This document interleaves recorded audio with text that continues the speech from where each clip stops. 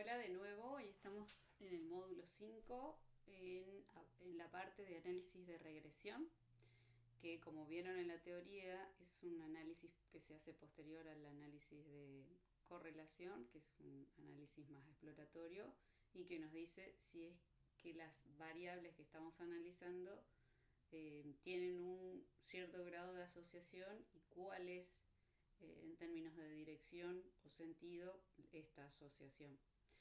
Una vez que asumimos a través de estos métodos analíticos y gráficos de que las variables se asocian, podemos pasar a la segunda etapa, que es el análisis de regresión, que básicamente busca encontrar una relación funcional entre dos o más variables, ya sea una variable dependiente que es explicada por una o más variables independientes, regresoras o explicativas.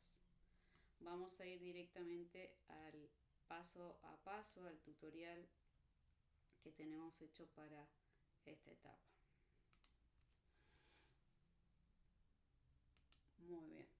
Entonces, el análisis de regresión lineal nos permite estudiar la relación funcional entre una variable respuesta y la variable dependiente, que por lo general es la variable más difícil de determinar, pues la variable respuesta en un experimento en donde yo puedo hacer variar diferentes niveles de un factor que es del tipo cuantitativo continuo. Entonces, yo cuando quiero evaluar dosis, por ejemplo, de fertilización que están expresadas en gramos, kilogramos, toneladas por hectárea, esa variable es una variable cuantitativa continua que se determina a través del peso y viene acompañada por una unidad. Yo no hago un análisis de variancia en ese tipo de estudios, sino que hago un análisis de regresión. El análisis de regresión tiene los mismos supuestos que un análisis de variancia y se ha detectado en muchos estudios que los investigadores se confunden y arman o analizan sus experimentos a través de análisis de variancia con modelos generales o tradicionales de ANOVA. En cambio lo deberían hacer a través de análisis de regresión. Entonces yo tengo una variable respuesta o dependiente y una o más variables regresoras, que son las variables independientes o predictoras. El primer caso se conoce como variable como regresión lineal simple y en el segundo como regresión lineal múltiple. Entonces, mediante la regresión se estudian los cambios que existen en las variables predictoras y cómo los cambios de estas variables predictoras, cambios en sus niveles, afectan a la variable respuesta mediante el ajuste de un modelo para describir la relación funcional entre ambos. Esto es muy importante en la ciencia, en la investigación, porque yo puedo hacer variar los niveles de ese factor que a mí me interesa y quiero ver cómo impacta en la respuesta de esta variable independiente. Genéricamente la relación entre variables se puede modelar de esta manera, en esta expresión estadístico-matemática, en donde tenemos ahí que es el vector de las observaciones, el vector de la variable respuesta, X, que es la matriz de todas las variables regresoras que están involucradas en el análisis de regresión, beta es el vector de los parámetros estimados a partir de los datos y va a estar relacionado con el número de variables regresoras, y epsilon es el vector de términos del error aleatorio. Infostat usa el método de mínimos cuadrados cuando es una regresión lineal para obtener las estimaciones de los coeficientes de regresión de la ecuación que explica la relación entre las variables, ¿sí? Y nosotros, como se había visto en la teoría, primeramente tenemos hipótesis subyacentes detrás de este método que probamos, a ver si realmente los coeficientes son significativos. Entonces, a partir de estos coeficientes se va a construir o se obtiene la ecuación de predicción que nos va a permitir como resultado final conocer el valor predicho de I para cualquier valor que puede tomar o la variable regresora dentro del dominio, y eso es muy importante, dentro del rango de datos para los cuales se construyó este modelo de ajuste. O sea, el resultado final de un análisis de regresión es el modelo ajustado. ¿Y qué significa eso? Que yo tengo los coeficientes de regresión determinados, los tengo como valores numéricos. Entonces, también se puede hacer un análisis de variancia en donde se puede conocer cuánto de la variación de los datos es explicado por la regresión y cuánto debe considerarse como no explicado o que queda en el residual, ¿sí? Si la variación explicada es sustancialmente mayor que la variación no explicada, el modelo propuesto será bueno para fines predictivos. Entonces, si la variación explicada es mayor a la no explicada por el modelo de regresión, entonces este modelo es bueno. La medida de bondad de ajuste por excelencia para este tipo de modelos de regresión es el coeficiente de determinación, el R cuadrado, que relaciona la variación explicada por el modelo con la variancia total, y también puede indicar cuánto de la variación de I, de la variable bajo estudio, es explicada por el modelo que contiene a X o a más valores o a más variables independientes, en este caso de la regresión lineal múltiple. Para poder identificar un buen modelo, así como existe el R cuadrado, existen otros indicadores de la bondad de ajuste, que es el AIC, el VIC y otros más, el CP-Mallows, que vamos a ver con las salidas de Infostat.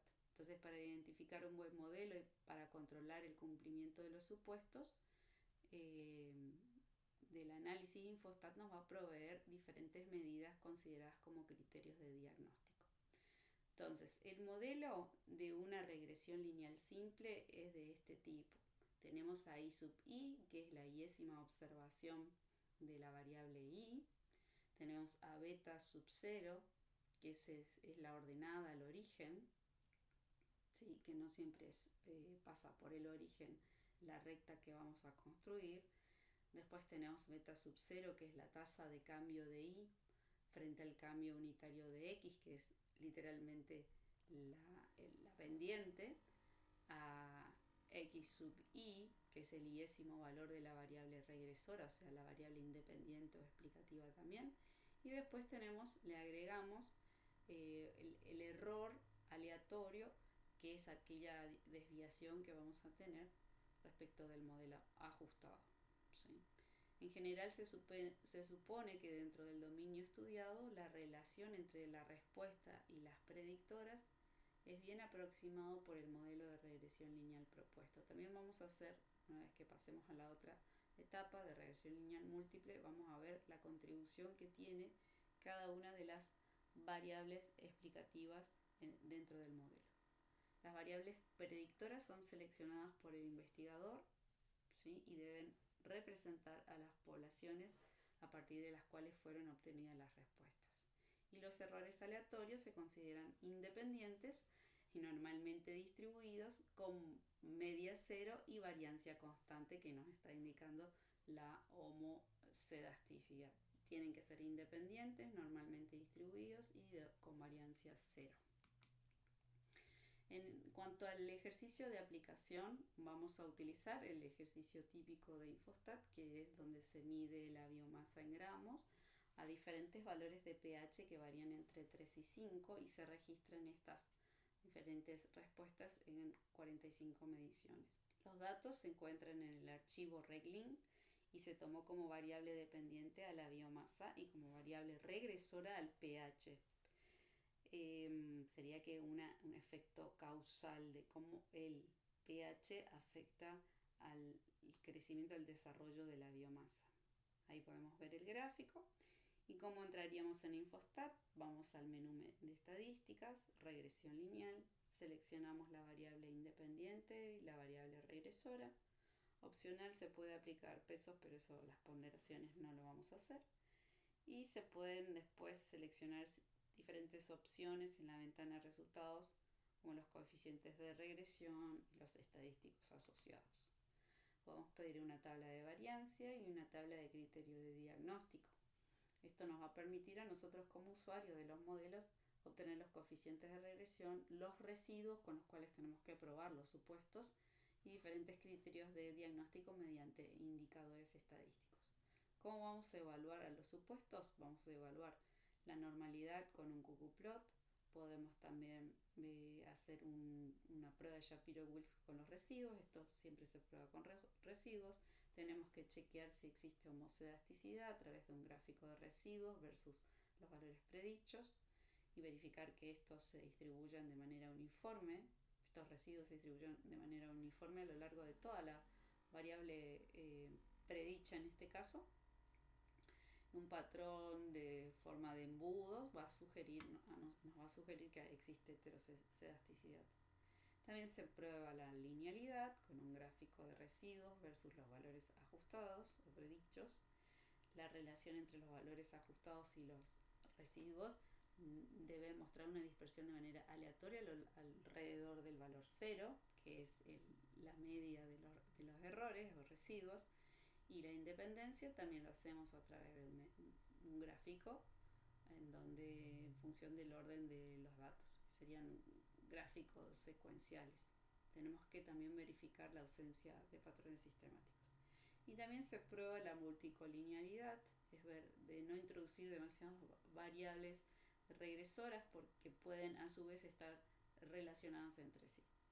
También hay un diagnóstico de BIF que justamente es para probar la multicolinealidad y evitar que esta exista, que se llama Variance Inflation Factor, y si este valor es mayor a 10 nos indicaría que hay multicolinealidad, y bueno, y ahí deberíamos hacer un ajuste, y el método de ajuste podría ser el de backward,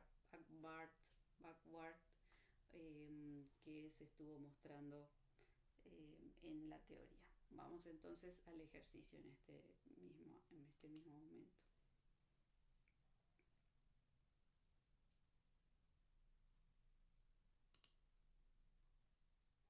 Bien, ahí está iniciando Infostat. Un segundito.